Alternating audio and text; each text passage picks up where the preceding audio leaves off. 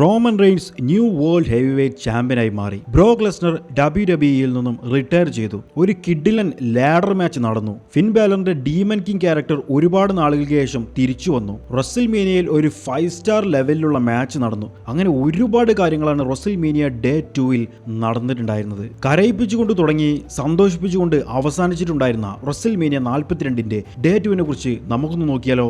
Welcome to wrestling Malayalam. ഇതുവരെ video like ചെയ്തിട്ടില്ലെങ്കിൽ, ഇഷ്ടപ്പെടുകയാണെങ്കിൽ ദയവായി ലൈക്ക് ചെയ്തേക്കണേ.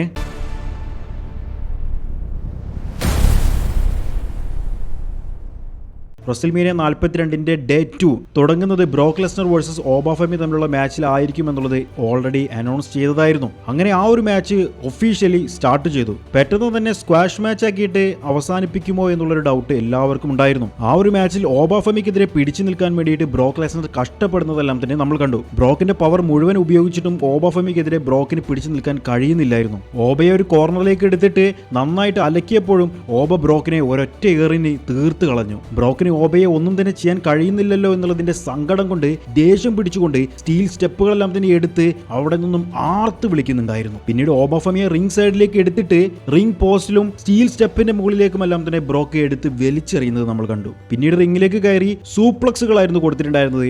ഒന്നല്ല, രണ്ടല്ല, 3 എണ്ണം. പക്ഷെ അടുത്തത് കൊടുക്കുന്നതിന് മുൻപേ തന്നെ ഓബാഫെമി തിരിച്ചടിക്കാൻ തുടങ്ങി. എന്നാലും ബ്രോക്ക് ലെസ്നർ എങ്ങനെയൊക്കെയോ F5 കൊടുത്തു. ഇനി അടുത്തതായിട്ട് വരാൻ വേണ്ടി പോകുന്നത് ഒരു F5 കൂടിയായിരിക്കും. അതോടുകൂടി ആ ഒരു മാച്ച് അവസാനിക്കുമെന്ന് വിചാരിച്ചിരുന്നിട്ടുണ്ടായിരുന്ന നമുക്ക് എല്ലാവർക്കും തന്നെ കിട്ടിയിട്ടുണ്ടായിരുന്നത് ഒരു വൻ സർപ്രൈസ് ആയിരുന്നു. ഓബാഫെമി ബ്രോക്ക് ലെസ്നറിനെ ചോക്ക് സ്ലാം ചെയ്തിരിക്കുന്നു. കഴിഞ്ഞില്ല, അടുത്തതായിട്ട് ഓബയുടെ വക power bomb. Yes, Oba Femi is the winner. Brock ലെസ്നറെ തോൽപ്പിച്ചുകൊണ്ട് ഓബാഫെമി വിജയിച്ചിരിക്കുന്നു. ഓബയ്ക്ക് പോലും അത് വിശ്വസിക്കാനായില്ല. പോൾ ഹേമാൻ കുറച്ച് നാളുകൾക്ക് മുമ്പേ പറഞ്ഞിട്ടുണ്ടായിരുന്ന ഒരു കാര്യമുണ്ടായിരുന്നു, ബ്രോക്കിനി അദ്ദേഹത്തിന്റെ റിട്ടയർമെന്റ് മാച്ചിൽ മാത്രമേ തോൽക്കുകയുള്ളൂ എന്നുള്ളത്. അതുകൊണ്ട് ഇത് ബ്രോക്ക് ലെസ്നറിന്റെ റിട്ടയർമെന്റ് മാച്ചായി മാറുമോ? ബ്രോക്കിനി മത്സരിക്കാൻ വരില്ലേ? അങ്ങനെയുള്ള ഒരുപാട് കൺഫ്യൂഷൻ എല്ലാം തന്നെ അവിടെ നിലനിൽക്കുന്നു. അപ്പോഴായിരുന്നു കാണികളെ മുഴുവൻ ഞെട്ടിത്തെറിപ്പിച്ചുകൊണ്ട് ബ്രോക്ക് ലെസ്നറിന്റെ അടുത്ത മൊമെന്റ്. റിംഗിന്റെ സെന്ററിൽ ഇരുന്നുകൊണ്ട് തന്റെ കയ്യിലുള്ള ഗ്ലൗസ് അഴിച്ച് റിംഗിലേക്ക് ഇടുന്നു. തന്റെ ബൂട്ട്സ് അഴിച്ച് റിംഗിലേക്ക് വെക്കുന്നു. ഫാൻസ് മുഴുവൻ നോ ചാൻറ്റുകളുമായിട്ട് വരുന്നു. ബൂട്ട്സ് അഴിക്കുന്ന സമയത്ത് അവിടെ നിന്നും കരയുന്നു. ഫാൻസിനെ നോക്കി കൈപ്പൊക്കി കാണിക്കുന്നു. യെസ്, ബ്രോക്ക് ലെസ്നർ റിട്ടയർ ചെയ്തിരിക്കുന്നു. ഫാൻസിന് എല്ലാവർക്കും അത് മനസ്സിലായി. പോൾ ഹേമാൻ വന്നു. പോൾ ഹേമാനും ബ്രോക്ക് ലെസ്നറും കൂടി കെട്ടിപ്പിടിക്കുന്നു. പോൾ ഹേമാനും അവിടെ നിന്ന് കരയുന്നു. ഫാൻസ് മുഴുവൻ താങ്ക് യു ബ്രോക്ക് എന്നുള്ളതും താങ്ക് യു ലെസ്നർ എന്നുള്ളതും ചാൻറ്റുകൾ അവിടെ മുഴുവൻ കൊണ്ടാടുന്നു. പോകുന്ന സമയത്ത് ഫാൻസിന് മുഴുവൻ കൈ കൊടുത്തുകൊണ്ടായിരുന്നു ബ്രോക്ക് ലെസ്നർ അവിടെ നിന്നും പോയിട്ടുണ്ടായിരുന്നത്. ഇത്രയുമാണ് റെസിൽമേനിയയിൽ നടന്നിട്ടുണ്ടായിരുന്ന ബ്രോക്ക് ലെസ്നറിന്റെ മാച്ച്. എന്നാൽ ഇതിലൊരു ട്വിസ്റ്റ് നടക്കാനുള്ള ചാൻസ് ഉണ്ട് എന്ന് ഒരുപാട് റൂമറുകൾ കേൾക്കുന്നുണ്ട്. അതായത് ബ്രോക്ക് ലെസ്നർ റിട്ടയർ ചെയ്തിട്ടുണ്ട് എന്നുള്ളത് ഒരിക്കലും WWE സൈഡിൽ നിന്ന് ഒഫീഷ്യലി കൺഫർമേഷൻ കിട്ടിയിട്ടില്ല. ട്രിപ്പിൾ എച്ചും പറഞ്ഞിട്ടുണ്ടായിരുന്നത് ബ്രോക്ക് ലെസ്നർ റിട്ടയർമെന്റ് ചെയ്യുമെന്നുള്ളത് തന്നോടും പറഞ്ഞിട്ടില്ലായിരുന്നു. ബ്രോക്ക് ബൂട്ട്സ് അഴിച്ച് അവിടെ വെച്ചപ്പോഴായിരുന്നു താൻ വരെ അറിഞ്ഞിട്ടുണ്ടായിരുന്നത് എന്നാണ്. അതുകൊണ്ട് തന്നെ ഒരുപാട് റൂമറുകളായിട്ട് കേൾക്കുന്ന കാര്യം എന്താണെന്ന് വെച്ച് കഴിഞ്ഞാൽ, അടുത്ത റോ എപ്പിസോഡിൽ ഗുന്തർ വന്നുകൊണ്ട് പോൾ ഹേമാനെ അറ്റാക്ക് ചെയ്യുന്നു. എന്നിട്ട് ഹേമാനോട് ഓൾറെഡി ഒരു ഫേവർ ചെയ്യണമെന്ന് പറഞ്ഞിട്ടുണ്ടായിരുന്നല്ലോ, ആ ഫേവർ ചോദിക്കാൻ വേണ്ടിയിട്ടാണ് ഞാൻ വന്നിട്ടുള്ളത് എന്നുള്ളതെല്ലാം തന്നെ പറയുന്നു. മേ ബി അപ്പോൾ ബ്രോക്ക് ലെസ്നർ ഇന്റർഫിയർ ചെയ്തുകൊണ്ട് പോൾ ഹേമാനെ രക്ഷിക്കാൻ വേണ്ടി വരുന്നു. അല്ലെങ്കിൽ ഗുന്തർ അവിടെ നിന്നും തന്നെ തന്റെ ഫേവർ എന്താണ് വേണ്ടത് എന്നുള്ളത് അവിടെ അനൗൺസ് ചെയ്യുന്നു. മറ്റൊന്നുമല്ല, ഗുന്തർ പറയുന്നത് ബ്രോക്ക് ലെസ്നറിനെതിരെ സമ്മർ സ്ലാമിൽ ഒരു റിട്ടയർമെന്റ് മാച്ച് അല്ലെങ്കിൽ കരിയർ മാച്ച്. ബ്രോക്ക് ലെസ്നർ തോൽക്കുകയാണ് എന്നുണ്ടെങ്കിൽ WWE നിന്നും റിട്ടയർ ചെയ്ത് പോകണമെന്നുള്ള ആ ഒരു കരാർ വെച്ചുകൊണ്ടുള്ള ഒരു മാച്ച്. പോൾ ഹേമാന് നിക്കക്കളിയില്ലാതെ ആ ഒരു മാച്ചിന് കൺഫർമേഷൻ കൊടുക്കുന്നു. അങ്ങനെ ബ്രോക്ക് ലെസ്നർ വേഴ്സസ് ഗുന്തർ തമ്മിലുള്ള മാച്ച് സമ്മർ സ്ലാമിലേക്ക് വേണ്ടി ഉറപ്പിക്കുന്നു. സമ്മർ സ്ലാം നടക്കുന്നത് ബ്രോക്ക് ലെസ്നറിന്റെ നാട്ടിലായതുകൊണ്ട് തന്നെ ഈ ഒരു മാച്ച് നടക്കാനും കൺഫേം ആക്കാനുമുള്ള ചാൻസുകൾ വളരെയധികം കൂടുതലാണ്. പക്ഷേ എൻ്റെ അഭിപ്രായത്തിൽ അതൊന്നും വേണ്ട എന്നാണ്. റെസിൽമേനിയ നല്ലൊരു മൊമെന്റ് ആയിരുന്നു. ഓബാഫെമി നല്ലൊരു ഓപ്പോണന്റ് ആയിരുന്നു. ബ്രോക്ക് ലെസ്നർ ഓബാഫെമിക്കെതിരെ മത്സരിക്കാൻ വേണ്ടിയിട്ട് അല്ലെങ്കിൽ ഓബാഫെമിക്ക് നല്ലൊരു മൊമെന്റ് കൊടുക്കാൻ വേണ്ടിയിട്ട് തന്റെ കരിയറാണ് അവിടെ കൊടുത്തിട്ടുണ്ടായിരുന്നത്. ഓബാഫെമിക്കെതിരെ തോറ്റതിന് ശേഷം ബ്രോക്ക് ലെസ്നർ കരയുന്നത് കാണിച്ചിട്ടുണ്ടായിരുന്നു. ഇതിലും വലിയൊരു ഹൈപ്പ് വേറൊരു റെസ്ലറിനും കിട്ടാൻ പോകുന്നില്ല. ഇതോടുകൂടി നിർത്തിയതാണ് നല്ലത് എന്നാണ് എൻ്റെ അഭിപ്രായം. നിങ്ങളുടെ അഭിപ്രായം വീഡിയോയുടെ താഴെ കമന്റ് ചെയ്യൂ. പിന്നീട് നടന്നത് ലാഡർ മാച്ച് ആയിരുന്നു. ഇന്റർ കോണ്ടിനെന്റൽ ചാമ്പ്യൻഷിപ്പിന് വേണ്ടിയിട്ടുള്ള Rey Mysterio, Penta, JD McDonagh, Rusev, Je'Von Evans, Dragon Lee, ഇത്രയും പേരായിരുന്നു ആ ഒരു മത്സരത്തിൽ മത്സരിച്ചിട്ടുണ്ടായിരുന്നത്.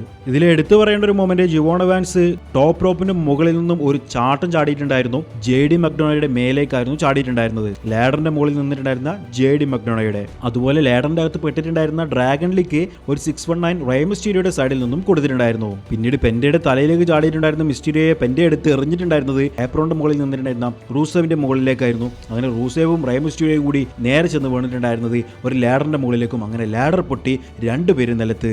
ഡ്രാഗൺ ലീയുടെ കയ്യിൽ നിന്നും റേ മിസ്റ്റീരിയോയ്ക്ക് സ്റ്റൈൽസ് ക്ലാഷും കിട്ടിയിട്ടുണ്ടായിരുന്നു. ഏജ് സ്റ്റൈൽസ് റിട്ടയർ ചെയ്തതുകൊണ്ട് തന്നെ അത് ഡ്രാഗൺ ലീ ഇനി മുതൽ ഉപയോഗിക്കുമെന്നുള്ളതും പറഞ്ഞിട്ടുണ്ടായിരുന്നു. ലാഡറിന്റെ മുകളിൽ JD മക്ഡോണയും പെന്റയും കൂടി നിൽക്കുന്ന സമയത്ത് JDയെ പെന്റെ തന്റെ ഫിനിഷർ ആ ലാഡറിന്റെ മുകളിലേക്ക് ഒരു 1.5 ഇടലിട്ടിട്ടുണ്ടായിരുന്നു. എന്റെ മോനെ കിഡിലെ മൊമെന്റ് ആയിരുന്നു അത്. മക്ഡോണ മരിച്ചു എന്നുള്ളതായിരുന്നു അവിടെ നിന്നും മൈക്കിൾ കോൾ അനൗൺസ് ചെയ്തിട്ടുണ്ടായിരുന്നത്. പിന്നീട് ഏറ്റവും അവസാനത്തേക്ക് എത്തിയപ്പോൾ ലാഡറിന്റെ മുകളിൽ നിന്നിട്ടുണ്ടായിരുന്നത് റൂസേവും ടേൺ ബക്കിളിന്റെ മുകളിൽ ജിവോൺ എവാൻസുമായിരുന്നു. ആ ടേൺ ബക്കിളിന്റെ മുകളിൽ നിന്നും റൂസേവിന്റെ മേലേക്ക് ഒരു കട്ടർ കൊടുക്കുകയുണ്ടായി. വൗ, അതും ബെസ്റ്റ് മൊമെന്റ് തന്നെയായിരുന്നു. ഫാൻസ് മുഴുവൻ തലയിൽ കൈ വെച്ചിട്ടായിരുന്നു നിന്നിട്ടുണ്ടായിരുന്നത്. അങ്ങനെ ഏറ്റവും അവസാനം പെന്റെ തന്നെ തന്റെ ആ ഒരു ചാമ്പ്യൻഷിപ്പ് റീറ്റെയിൻ ചെയ്യുന്നതായിരുന്നു നമ്മൾ കണ്ടത്. പിന്നീട് സാമി സെയിൻ വേഴ്സസ് ട്രിക് വില്യംസ് തമ്മിലുള്ള യുണൈറ്റഡ് സ്റ്റേറ്റ്സ് ചാമ്പ്യൻഷിപ്പിന് വേണ്ടിയിട്ടുള്ള മാച്ച് നടന്നിട്ടുണ്ടായിരുന്നു. അത് വലിയ ഗുണമൊന്നും ഇല്ലാത്തൊരു മാച്ചായിരുന്നു. ആ ഒരു മാച്ചിൽ ഏറ്റവും അവസാനം സാമിക്ക് ഒരു വിജയം കിട്ടുമെന്ന് ഉറപ്പായി നിൽക്കുന്ന സമയത്തായിരുന്നു ട്രിക് വില്യംസ് അദ്ദേഹത്തിന്റെ ഫിനിഷർ ചെയ്തുകൊണ്ട് ആ ഒരു മാച്ചിൽ വിജയിച്ച് ന്യൂ യുണൈറ്റഡ് സ്റ്റേറ്റ് ചാമ്പ്യനായിട്ട് മാറിയിട്ടുണ്ടായിരുന്നത്. പിന്നീട്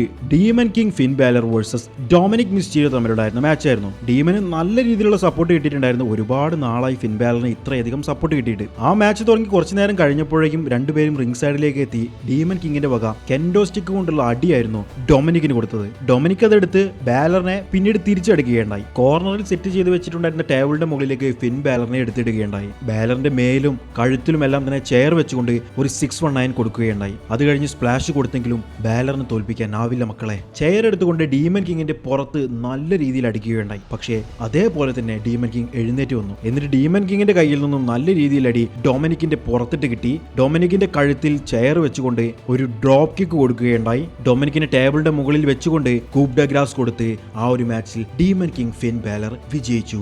പിന്നീട് റിയ റിപ്ലയുടെ മാച്ച് നടന്നു. Rhea Ripley versus Jade Cargill തമ്മിലുള്ള മാച്ച്. ആ ഒരു മാച്ചിൽ വിജയിച്ചിട്ടുണ്ടായിരുന്നത് റിയ റിപ്ലേ ആയിരുന്നു. അങ്ങനെ ന്യൂ WWE വുമൺസ് ചാമ്പ്യനായിട്ട് റിയ റിപ്ലേ മാറുകയുണ്ടായി. പിന്നീടായിരുന്നു എല്ലാവരും കാത്തിരുന്നിട്ടുണ്ടായിരുന്ന main event Roman Reigns versus CM Punk തമ്മിലുള്ള മത്സരം. റെസ്ൽമേനിയ ഡേ 2 ഏറ്റവും ദൈർഘ്യമേറിയ മാച്ചും Roman Reigns versus CM Punk തമ്മിലുള്ള ഈ ഒരു മെയിൻ ഇവന്റ് തന്നെയായിരുന്നു. ഇതിൽ എടുത്തു പറയേണ്ടത് CM പങ്കിനെയാണ്. ഈ ഒരു പ്രായത്തിലും അദ്ദേഹം മത്സരിക്കുന്നത് കണ്ടു കഴിഞ്ഞാൽ ബാക്കിയുള്ള റെസ്ലേഴ്സിനെ എടുത്ത് കിണറ്റിലിടാൻ തോന്നും. ആ ഒരു ലെവലിലാണ് CM പങ്ക് മത്സരിച്ചുകൊണ്ടിരിക്കുന്നത്. അദ്ദേഹത്തിന്റെ എല്ലാ മാച്ചുകളും ഒരു മിനിമം ക്വാളിറ്റി നമുക്ക് ഉറപ്പ് നൽകുന്നുണ്ട്. പങ്കിനെ തല കീഴായി ആ ഒരു ടേൺ ബക്കിളിന്റെ മുകളിൽ കൊളത്തിയിട്ടുകൊണ്ട് റോമൻ പങ്കിനെ അടിയോടടി സൂപ്പർമാൻ പഞ്ച് കൊടുക്കുകയുണ്ടായി. ഒന്നല്ല രണ്ടല്ല 3 എണ്ണം. അത് കഴിഞ്ഞ് പങ്കിനെ പുറത്തേക്ക് എടുക്കുന്നതിന് മുൻപ് തന്നെ സ്റ്റീൽ സ്റ്റെപ്പുകളും ഉപയോഗിച്ച് പങ്കിനെ തലക്കിട്ടടിച്ചു. ശരിക്കും അത് ഡിസ്ക്വാളിഫൈ ചെയ്യേണ്ട കാര്യമായിരുന്നു. എന്നാൽ മെയിൻ ഇവന്റ് ആണ്, ഡിസ്ക്വാളിഫൈ ചെയ്യാൻ പറ്റില്ല എന്നുള്ളത് കൊണ്ടായിരിക്കണം റഫറി അത് ഡിസ്ക്വാളിഫിക്കേഷൻ ആക്കിയില്ല. പങ്കിന്റെ തല പൊട്ടി ബ്ലഡ് വരാൻ തുടങ്ങി. അവിടെ നിന്നും എടുത്ത് പങ്കിനെ അനൗൺസ് ടേബിളിന്റെ മുകളിലേക്ക്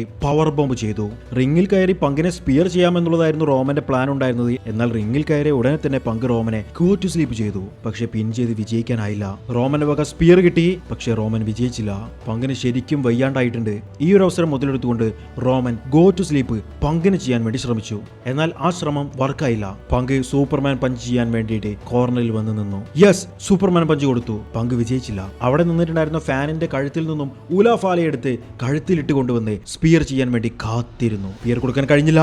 ഗില്ലോട്ടിൻ ലോക്ക്. റോമൻ റെയിൻസ് അദ്ദേഹത്തിന്റെ സബ്മിഷൻ മൂവ് ചെയ്യുകയുണ്ടായി. CM പങ്കിന് ശരിക്കും മത്സരിക്കാൻ കഴിയാത്ത ഒരു ലെവലിലേക്ക് എത്തിയിട്ടുണ്ടായിരുന്നു. അദ്ദേഹത്തിന്റെ പ്രായം അദ്ദേഹത്തെ തടയുന്നുണ്ടായിരുന്നു. പങ്ക് അദ്ദേഹത്തിന്റെ കയ്യിൽ കെട്ടിയിട്ടുണ്ടായിരുന്ന ആ ഒരു തുണിയെടുത്ത് ചുരുട്ടി മടക്കി റോമന്റെ മേലേക്ക് എറിയുകയുണ്ടായി. റഫറി അതെടുത്ത് പുറത്തേക്ക് ഇടാൻ വേണ്ടി നിൽക്കുന്ന ആ ഒരു മൊമെന്റിൽ റോമനെ ഒരു ലോ ബ്ലോ ചെയ്തു. എന്നിട്ട് ഗോ ടു സ്ലീപ്പ് ചെയ്തു. റോമൻ റെയിൻസ് തോറ്റില്ല. അനൗൺസ് ടേബിളിൽ വീണ്ടും കിടത്തി. ടേൺ ബക്കിളിന്റെ മുകളിൽ നിന്നും അതാ ഒരു എൽബോ ഡ്രോപ്പ് റിംഗിലേക്ക് എത്തിച്ച് ഗോ ടു സ്ലീപ്പ്.